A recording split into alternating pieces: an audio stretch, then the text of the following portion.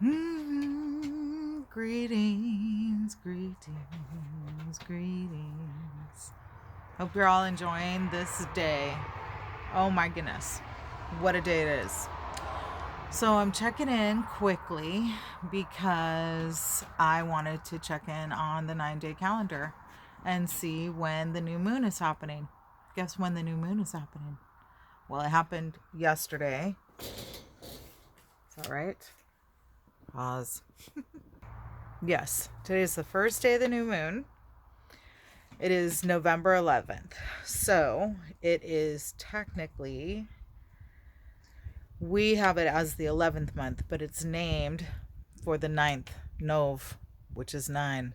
So, as I mentioned in an earlier video, I talked about the other calendars that are being used, which are the lunar calendar, which is, I think, one of which I've tapped into, and I think it's closer to what we would have done following the moon back in the ancient times, so to speak. And that there is numerous. Okay, so you've seen if you have not seen, I have videos on gematria. Gematria is a numbered practice through Hebrew. You can say that it could be related to Judaism and most practices of the day relating anything to numbers. And as we know, all things are vibration and numbers carry vibration. So we are told that it is a gateway day. I also did a video on numbers, and from what I've noticed, the pattern is that on gateway days in the, say, big world, outside world, something happens. For example, 9/11. So you add that together, it actually equals 11. And then it included 9. So with that said, the Julian calendar I mentioned as well. I did a little more deep diving. The Julian calendar is 13 days less than our calendar. So if we remove, first of all, 13, we know that that is a feminine divine number. Julian, there's a whole story around that, around the divine feminine as well. Back to the calendar. 13 days behind the Gregorian calendar, making it October 29th. And when you add 2 and 9 together, it equals 11. And then you would actually have October is considered the 8th month. However, the 9th month. Forgive me. The 10th month, though it is named after 8 with oct. I say all this because it's also the new moon, and in the Julian calendar it is day 315, which breaks down to 9. We're seeing 9/11. Today is named 9/11, November 11th.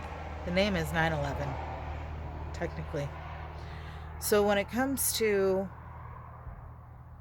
numerology, the connections to also it being Veterans Day, I wonder if we looked up the numerology of the name Veterans. I wonder if it equals 11 or breaks down to 11 or 9. Because the theory is that 9 is the feminine divine number of creation. When combined with other numbers and certain vibrations, it creates. November being named for 9, giving us the illusion that it is the 11th month through the Gregorian calendar, which technically today would still be the 10th month on the Julian calendar. So it's just this combined magic that is seen out there and practiced by, it's not just the astrology we've been taught. It's all the astrologies, all of the astrologies. And then in this sidereal is counted. And from what I've learned about sidereal, it goes by where the constellations are in alignment with, I believe it's both the lunar and solar calendar. I'll have to double check that. So that's my short but curious video about the calendar, the numbers, and the magics or the practices that are imbued through numbers, through symbols, through vibration that have me curious. And how we can use it in our benefit is this type of thing, sharing the information. And then, yes, creating a self-created or group-created divine feminine practice, ritual.